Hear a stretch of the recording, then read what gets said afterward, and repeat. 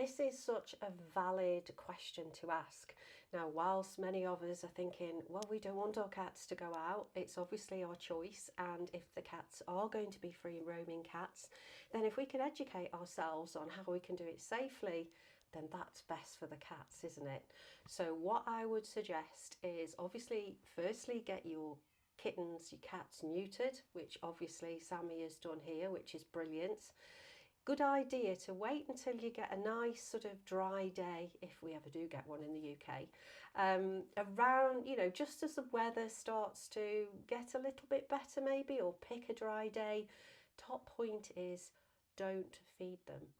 So say, for example, it's later on in the afternoon or first thing in the morning, you literally would play with them. Maybe you would walk outside, leave the door ajar and get them to follow you around the garden. You could even put a harness on them if they're harness trained. If not, it's a good idea to have like a teasing wand with you and maybe some dreamies or other treats, something like that, that you can shake.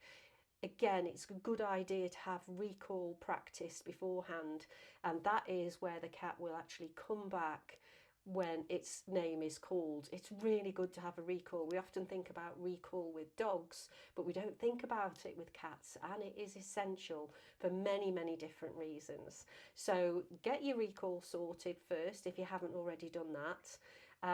And then get them outside, leave the door open. They should always have an access point to run back to. Have a teaser wand. It's not just a long wand, you want a teaser wand, and encourage them to come outside, walk with them if you can, with your treats, positive reward, even if you leave a Hansel and Gretel treat trail around the garden perimeter, and then go back inside and reward them and then feed them. Then I would do this again, maybe the next day and the next day, and build up on that so that the cat then knows what is their boundary first of all. And then if you have got a cat flap, then you'd have to train them to use the cat flap, but maybe that's a topic for another video. But certainly it's a good idea to make sure your cat's chipped as well. It is a legal requirement.